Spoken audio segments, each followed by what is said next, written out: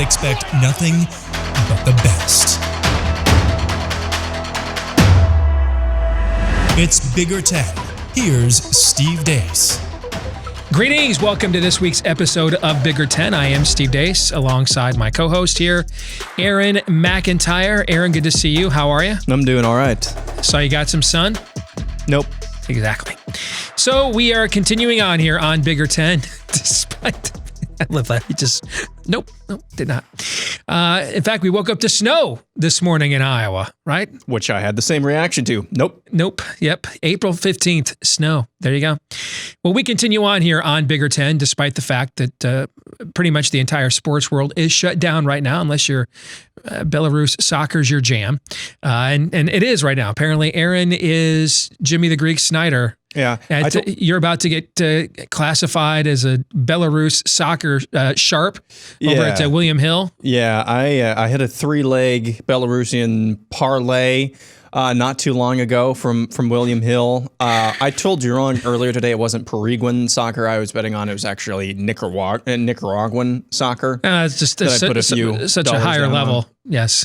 Big difference. You're bored, aren't you?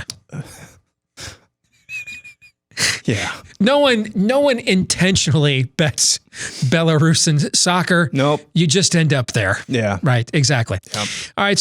But we're continuing the conversation here at Bigger Ten, despite the fact the sports world remains shut down with the coronavirus SARS-2 pandemic. Hopefully you're staying safe. And one of the things we're doing here at Bigger Ten is tackling some of what we call the meta topics, some of the big picture questions and debates. And this week we're going to talk about whether or not the Big Ten should ever consider expanding to, say, 16 teams, as one of our listeners, Eric Arnold, asked us recently, and who those schools most likely to join would be.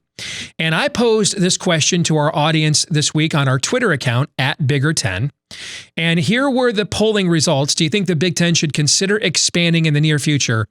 Only 19.8% said yes, 42% said no, and 38% said only with Notre Dame. So, Aaron, here's my answer to this question I thought as long as the playoffs stayed at 4 teams, further expansion was likely. Because it would just make sense if you're only going to have 4 teams, then just have 4 16-team super conferences, and the winner of every conference makes the playoff, right? But it's pretty obvious now that we're going to see expansion of the playoff.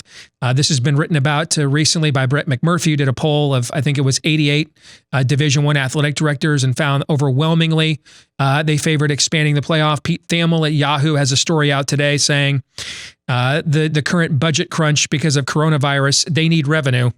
And I think that's something a lot of people don't understand is even though these schools make huge money from things like college football, the vast majority of them are publicly regulated nonprofits.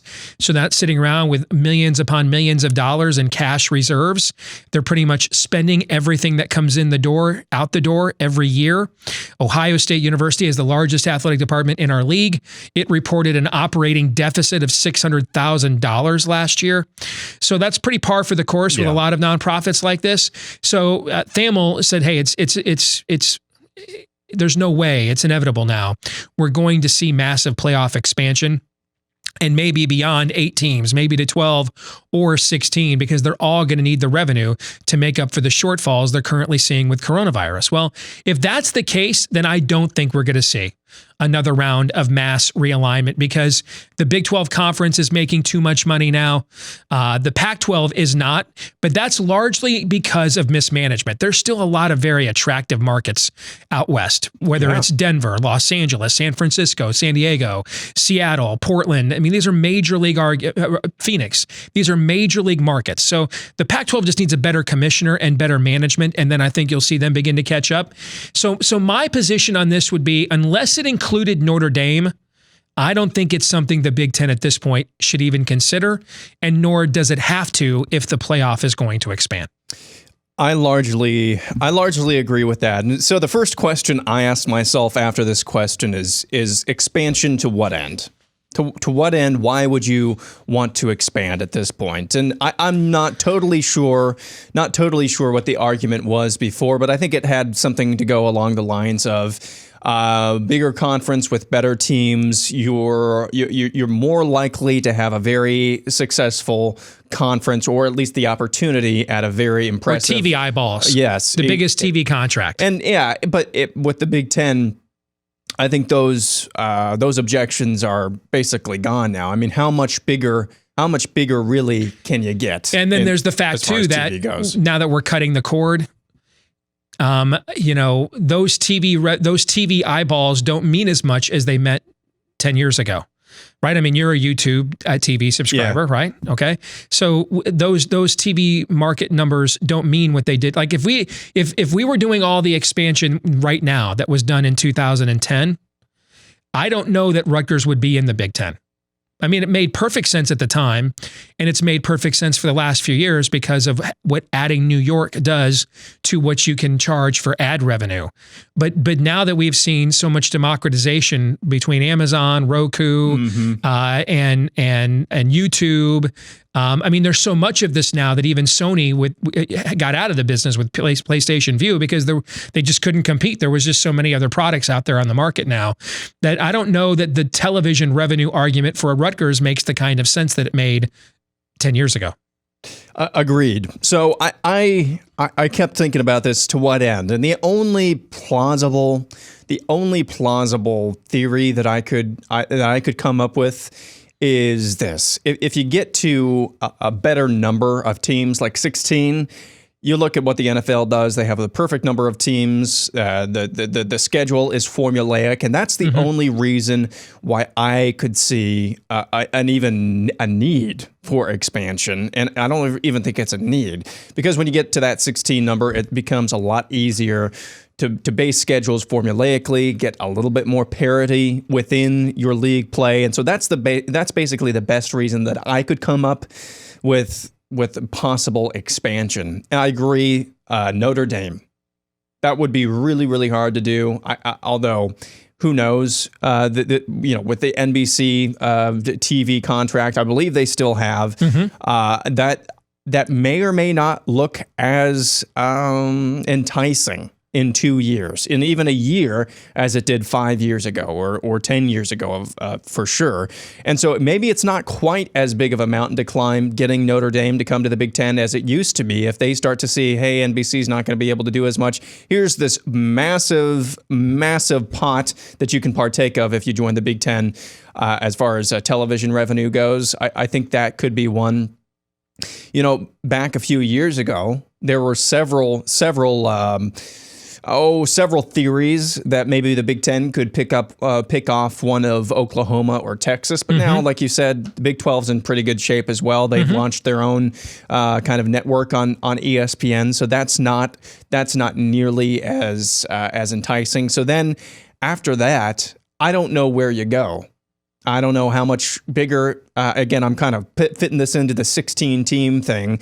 I can only get us up to 15 teams, unless Syracuse maybe wants to come join. But I don't really know if they fit in with the Big Ten too much. I think they're going to be a glorified Rutgers. Probably that's too far down to go. But they're not going to add a heck of a lot of eyeballs, or even a heck of a lot of. No, I would argue Rutgers is a better television market deal than Syracuse is, despite the fact Syracuse has the more successful athletic department program. Now, here's a follow-up question to this conversation, though.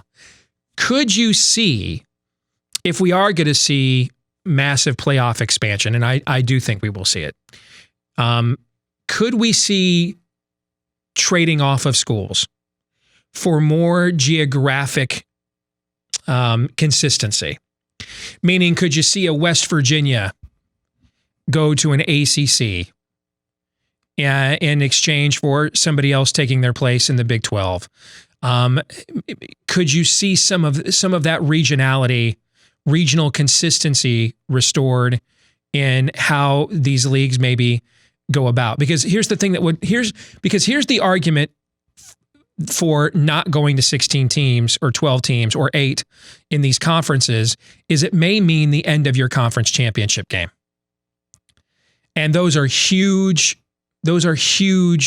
individual moneymakers for every league that gets one. But the amount of money that they would make from more playoff games dwarfs that. or the money they make from their conference championship game is dwarfs that by comparison. Okay, so you're going to make a lot more. Your share of a playoff is going to be worth a lot more to you as a league than the 20, 30 million, 40 million that you're getting for hosting that conference championship game. Because we're probably into the B for billions is what, think of what the NCAA tournament is worth in basketball. It's $1 billion a year entity. Football is a lot bigger sport.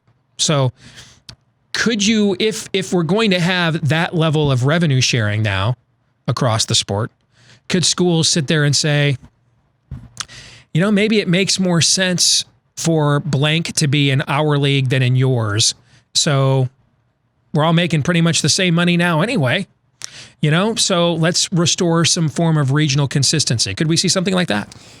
Yeah, that would make sense. I don't really, I'm trying to poke holes in that. I think. I mean, why does the Big Ten need a Nebraska now? Is my point. Yeah. Like, send them back to the Big 12 and and somebody that's more in your geographical region, more that offers more regional consistency, and you become more regionalized with your identity, like in the old days, since everybody's pretty much making the same amount of money with an expanded playoff now. Yeah, I get that, and it's just where do you draw the line, and what do you define as your regional footprint? Because I mean, Nebraska borders a grandfathered Big Ten state in Iowa. So where do you cut that off? I don't know. Maybe there's something to be said for each conference has to be within a 4-hour flight of each other or something like that. Because West Virginia, as much fun as it is to see them take on other Big 12 schools, it's never made any sense. It's never really made any sense at all, at least in my estimation. So I think they're kind of the outlier at this point. But as far as trading schools go, I get what you're saying. I just don't think that there's going to be ever going to be enough impetus or enough, I don't know, motivation to actually make that happen.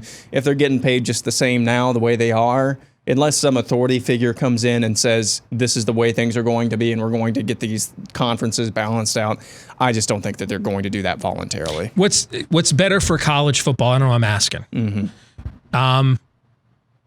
Missouri playing Kansas and Nebraska again, or playing Vanderbilt, Tennessee, and Georgia in the SEC East every year. Well, it's the former. I would guess the former, but I don't know. But I would guess it's the former. I mean, what's better, Nebraska playing Missouri, Kansas, and Oklahoma every year, or playing Purdue, Indiana, Wisconsin? Yeah. I mean, I would guess it's the former again, right? Yeah, and I mean, to your point, let's take the example of Missouri. They're right in the middle of two fairly large markets. But most of the time, if they're going to be playing like Florida and they're not having a good year, and basically that's the truth. But if they're going to be playing at Florida, I mean, are you going to stop your Saturday afternoons? No, because watch Missouri. No, that's a good point, because even if they're not good, when they're playing Nebraska, Kansas, there's an identity there. Exactly. When they're not good and they're playing Florida and Tennessee and Georgia, you're like, I didn't grow up watching this. I don't have 34. This wasn't a family tradition to us. 2-9 Missouri versus 2-9 Kansas is going to draw a lot more eyeballs than 2-9 Missouri versus 2-9 Vanderbilt. To your point, so I think it would draw more eyeballs than 2-9 Missouri versus 9-2 Florida. Actually, yeah. So at least in Missouri, it would. So I see your point there. That's for sure. Because if you're going to have here, because here's the other thing too. If we're going to see, I think we're going to see more democratization of platform, not less. So if we're going to see more of it, then pilfering other regions for television markets, like the SEC went in there and wanted to get into the Kansas City, St. Louis market with Missouri, right? What the Big Ten did with Rutgers and New York City and trying to get into the DMV with Maryland. Well, if we're going to see more and more cutting of the cord in the future and more of this is digital, that's not really relevant either, right? So if there's no need for us to compete with one another from a television market standpoint the way that we did before, And if we're all making fairly similar amount of cash, because we all have our individual networks now, and we have an expanded playoff, so we're all getting equal shares of that, then why wouldn't there be more of an interest in returning to that regional identity? Because have you reached the point where the Kansas City, St. Louis television market is a loss leader for you? Sure. If Missouri fans aren't tuning in because they can't compete with you guys anyway. Sure. I don't know. That's something I think that's another angle to this to maybe explore in the future. Well, you can let us know what you think. Follow us on Twitter at Bigger10 and let us know if you think maybe that's something to think about in the future with more and more cutting of the cord, less and less emphasis on television market size. Could we see a different kind of expansion or realignment in that we go back to more of regional consistency? For Aaron McIntyre, I'm Steve Deace reminding you, hey, where are the white women at?